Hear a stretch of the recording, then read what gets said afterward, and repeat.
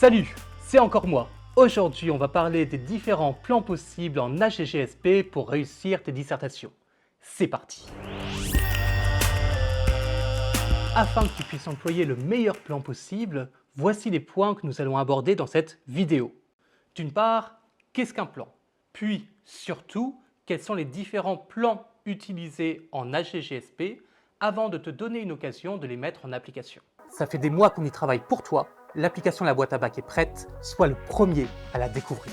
Elle contient des quiz, des cartes mentales, nos cours en vidéo accompagnés de questions, toutes nos vidéos de méthodologie, des fiches et des défis mensuels pour gagner des niveaux, des badges et bonifier ton avatar. Pour réviser tes cours, consolider ta méthodologie, tester tes connaissances, organiser tes idées, bref, progresser en t'amusant. Choisis ton avatar et développe tes skills. Badge, XP et clés seront tes récompenses. Invite tes amis et défilez. Et si tu as encore besoin de réviser pour les battre, nos vidéos de cours et de méthodologie sont là. Cerise sur le gâteau, notre algorithme adapte les questions à tes besoins et à ton niveau. Révise dans les transports en commun, sur le chemin du lycée, dans ta chambre, avant un contrôle, bref, dès que tu as un petit moment. L'appli LBAB, c'est où tu veux, quand tu veux. Je vais commencer par te rassurer. Un plan est nécessairement artificiel, c'est-à-dire qu'il y a plusieurs façons différentes d'organiser ton propos et donc tu ne seras jamais complètement satisfait et c'est bien normal.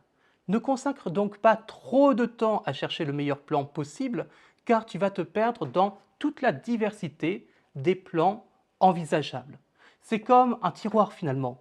Mon tiroir ne va pas ressembler à celui d'Olivier, et pourtant, les deux peuvent organiser correctement nos vêtements. Ici, c'est pareil.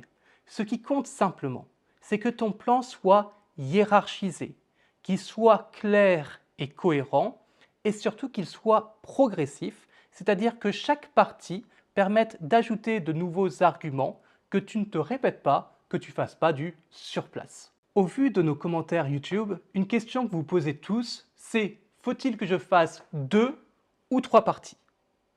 Dans l'idéal, et surtout comme on est dans une spécialité, il faut mieux que tu utilises 3 parties cohérentes avec leurs sous-parties. Mais pour certains sujets, 2 parties peuvent parfois suffire. Il faut par contre que toutes tes idées en rapport avec le sujet puissent rentrer dans ces 2 parties-là. Si elles ne rentrent pas toutes, c'est qu'il faut que tu t'attelles à trouver 3 parties. Pour voir si ton plan est bien progressif, vérifie que chaque partie fait globalement la même taille, vérifie que chacune des parties répond bien à la problématique et apporte une idée nouvelle, et vérifie bien que l'organisation des idées donne l'impression d'être en train d'avancer dans ton idée principale. Je vais te présenter les principaux types de plans qu'on peut employer en HGGSP. Dans l'ordre des plus fréquents aux plus rares, nous allons observer le plan dialectique, le plan factuel, le plan processus, enjeu, typologie, le plan thématique, le plan comparatif, le plan chronologique et enfin le plan scalaire. Le plan dialectique, il a un avantage, c'est que tu arriveras souvent à reconnaître un sujet dialectique de par le fait que le sujet pose une question fermée, c'est-à-dire une question à laquelle on pourrait répondre par oui ou par non. Mais ce n'est pas parce que tu pourrais dire oui ou non qu'il faut dire oui ou non. C'est-à-dire que tu dois faire une réponse nuancée. Dans ta première partie, tu vas dire plutôt oui. Dans ta deuxième partie, plutôt non. Ou encore oui en première partie, mais en deuxième partie, où tu montres les limites de la première partie. Puis, tu vas aborder dans une troisième partie d'autres éléments, c'est-à-dire soit le fait que la question ne se limite pas en fait à 2 options, mais qu'une troisième voie, une troisième option est possible, soit que ce sujet-là invite en fait à s'interroger sur un autre sujet connexe. Cette troisième partie s'appelle une synthèse, mais tu vois qu'en fait ce n'est pas une synthèse, c'est-à-dire que ce n'est pas une sorte de conclusion partielle. Prenons un exemple. Imaginons que tu aies un sujet du type « La démocratie directe est-elle la forme de démocratie qui protège le mieux les libertés individuelles ?»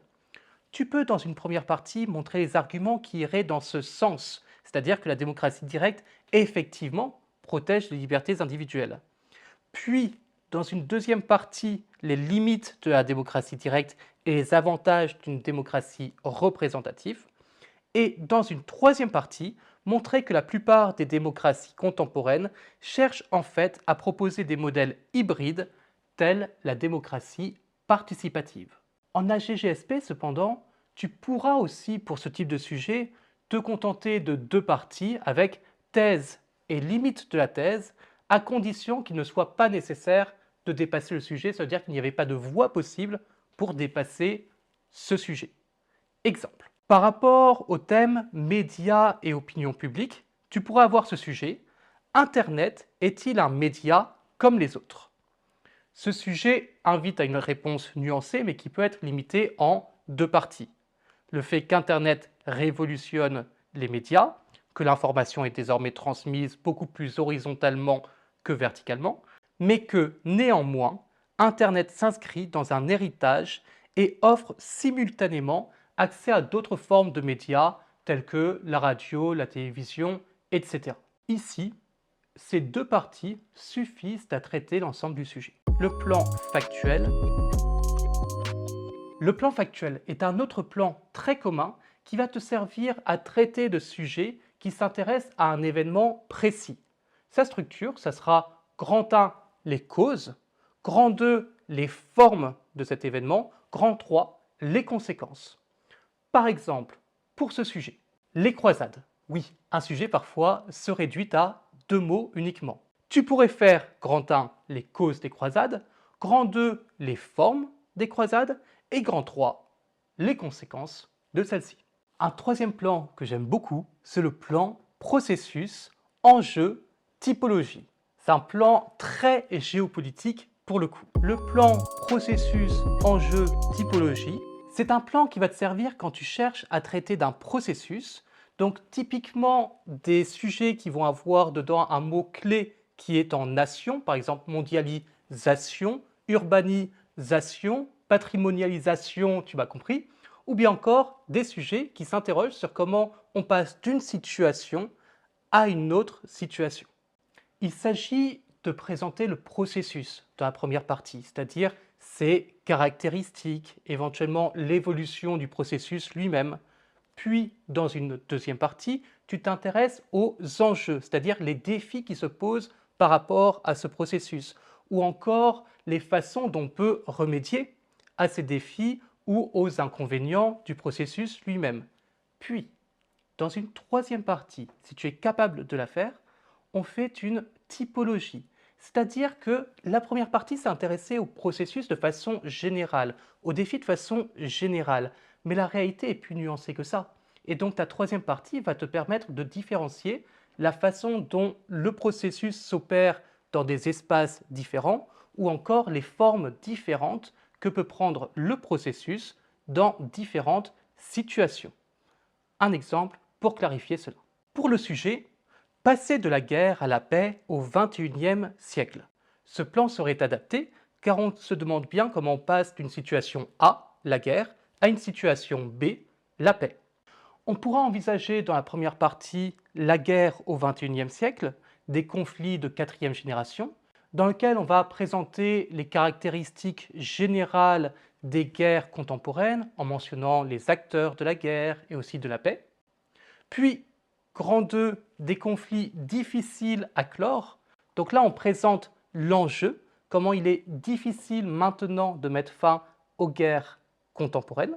Puis en 3, des paix différentes pour des conflits différents. Il s'agira ici d'une typologie, puisqu'on va montrer qu'en fonction des guerres, en fonction des acteurs, la façon par laquelle on va parvenir à la paix va être changée, modifiée. Le plan thématique. Le plan thématique est un plan que tu as pris l'habitude d'utiliser en histoire et en géographie, mais qui te sera un peu moins utile en AGGSP, bien que ça reste un des 4 plans majeurs. C'est un plan qui va surtout te servir pour ce qu'on appelle les sujets tableaux, c'est-à-dire les sujets qui t'invitent à présenter les différentes facettes d'une situation, mais sans trop t'intéresser à leur évolution ou encore aux aspects d'un processus. On veut vraiment comme indiqué, que tu brosses le tableau, que tu couvres l'ensemble des aspects d'un thème. Par exemple, pour le sujet la puissance américaine au XXIe siècle, on pourra présenter en grand 1 une puissance militaire et économique, on s'attache au hard power, en grand 2 une puissance diplomatique et culturelle, c'est-à-dire plutôt le soft power, et enfin les concurrences et oppositions dressées par d'autres pays, les limites de la puissance. Le plan comparatif, j'avoue, j'ai un peu triché, car c'est en fait une variante du plan thématique, dans le sens où on cherche également à dresser le tableau d'une situation, mais je l'ai distingué pour que tu vois bien les subtilités qui le séparent du plan thématique classique. Car là, on cherche à comparer deux situations ou comparer deux acteurs. Et les petits « et » dans les sujets dont j'avais parlé dans la vidéo précédente vont nous être très précieux. Prenons le cas du sujet « Le pouvoir du Brésil et des États-Unis ». Le « et » t'indique bien qu'on veut que tu compares ces deux pays. Et cette comparaison doit être présente dans chaque partie. Donc un plan grand 1, le pouvoir du Brésil, grand 2, le pouvoir des États-Unis, grand 3, comparaison de leur pouvoir, ne va pas tenir, car tu ne fais pas d'alternance permanente, donc on va perdre un peu le fil du sujet. Et d'autre part, tu risques de te répéter, car si tu as présenté tous les éléments du pouvoir du Brésil, puis tous les éléments du pouvoir des États-Unis, forcément dans ton 3, quand tu vas les comparer, tu vas redire ce que tu as déjà mis en 1 et en 2. On va donc prendre 2 ou 3 thèmes différents, donc comme dans un plan thématique, mais en adaptant le plan pour montrer bien qu'il y a une comparaison dans chacune des parties. Cela donne grand 1, la première puissance économique mondiale et une puissance économique émergente, regard croisé. Grand 2, la superpuissance militaire et diplomatique et une puissance régionale. Grand 3, des sphères culturelles différentes mais imbriquées. On voit bien que dans chacune de mes parties, je compare Brésil et États-Unis. Et c'est dans la conclusion que je vais pouvoir tirer un bilan de cette comparaison. C'est-à-dire que finalement, quand on parle de puissance, il y a un écart énorme entre un pays émergent à la puissance régionale et une puissance mondiale développée. Les deux derniers plans que je vais te présenter sont plus rares en AGGSP. Il s'agit du plan chronologique et du plan scalaire. Le plan chronologique, il consiste à étudier l'évolution d'une situation historique de départ et celle d'arrivée dans le cadre d'un sujet. Toute la difficulté de ce plan consiste à définir des points de césure, c'est-à-dire des moments suffisamment marquants pour qu'ils amènent à une évolution importante du sujet. Ce sont ces points de césure-là, ces bornes chronologiques, qui vont être les bornes entre tes parties. Prenons un exemple. La puissance des États-Unis depuis 1945. Là, je vais considérer que mes grandes bornes chronologiques seront 1962, parce que c'est la crise des missiles de Cuba, puis 1991, car c'est la fin de la guerre froide et qui mène au monde contemporain. Ceci va me donner grand 1, l'affirmation de la puissance américaine au lendemain de la Deuxième Guerre mondiale, grand 2, une superpuissance entre érosion et affirmation, grand 3, une hyperpuissance entre apogée et remise en question. Tu as remarqué que dans ma formulation de mes titres à l'écrit, j'ai bien présenté les bornes entre parenthèses. Le plan scalaire. Le corollaire géographique du plan chronologique est le plan scalaire.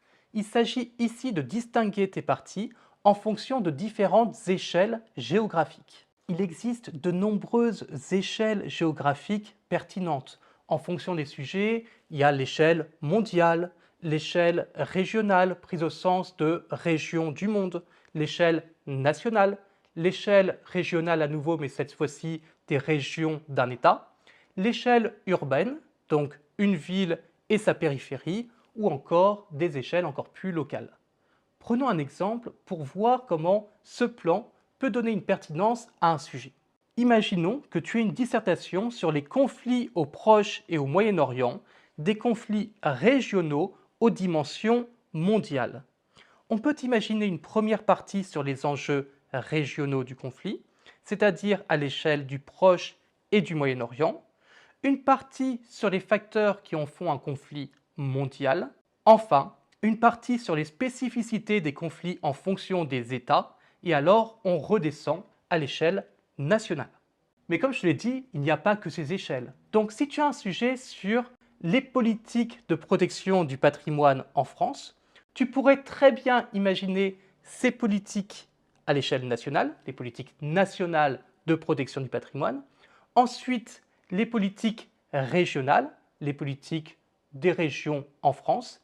Et enfin, les politiques urbaines de protection patrimoniale, ou encore les défis de la valorisation du patrimoine à l'échelle des villes. Je t'ai offert 7 plans, mais tu sais quoi? En réalité, tu peux en faire une infinité d'autres, car tu peux mélanger des aspects de ces plans du moment que ton mélange est cohérent. Tu vois, un mix d'avocat et de pamplemousse, je ne pense pas que ça va être bon, mais par contre, abricot, fruit de la passion et mangue, un délice. Tu peux par ailleurs utiliser l'un de ces plans, puis utiliser pour tes sous-parties de l'une de tes parties un autre plan. Par exemple, dans un plan thématique, on peut très bien imaginer des sous-parties chronologiques. On va vérifier que tu es capable maintenant d'appliquer ces différents plans à une situation. Je vais donc te présenter 3 sujets et tu vas devoir chercher quel est le plan le plus adapté. N'hésite pas à faire pause pour bien les analyser. Les 3 sujets. Les frontières de l'Europe depuis 1951. La diversité religieuse en Inde est-elle une menace pour l'État? Et enfin, pourquoi la Seconde Guerre mondiale est-elle une rupture dans l'histoire du monde? Pause. Alors, pour les frontières de l'Europe depuis 1951, on cherche une évolution, on a bien le depuis. Donc ça sera plutôt le plan chronologique qui sera le plus intéressant. Le sujet 2, la diversité religieuse en Inde est-elle une menace pour l'État, est une question fermée. On pourrait répondre oui ou non, bien que bien sûr l'enjeu soit beaucoup plus complexe qu'une dialectique trop tranchée. Mais ça sera bien le plan dialectique qui sera utile pour montrer que oui, il y a des aspects par lesquels ça peut être un danger, mais ce n'est pas le danger principal qui touche l'Inde, etc. Ou encore ça peut être une ressource pour le pays. Et enfin, dans le grand 3, montrer que derrière cette question religieuse se pose en réalité la question d'une société fragmentée par d'autres enjeux. Pour le troisième sujet, pourquoi la Seconde Guerre mondiale est-elle une rupture dans l'histoire du monde? C'est pourquoi, et c'est pas est-ce que la Seconde Guerre mondiale est une rupture. Donc ce n'est pas une question fermée. Et on veut montrer les différents aspects par lesquels la Seconde Guerre mondiale rompt avec le monde précédemment. Et là, ça sera plutôt le plan explicatif qui sera le plus intéressant, car ça sera intéressant qu'il rompt par ses causes, par ce qui s'y produit et également par ses conséquences. Je t'ai offert 7 plans comme 7 merveilles du monde. Et avec ça, tu vas nous offrir des délices le jour du bac. Mais pour réussir un meilleur gâteau, il faut encore réussir ta recette de cuisine. Et ta cuisine, c'est le brouillon. C'est ce qu'on va aborder dans la vidéo suivante.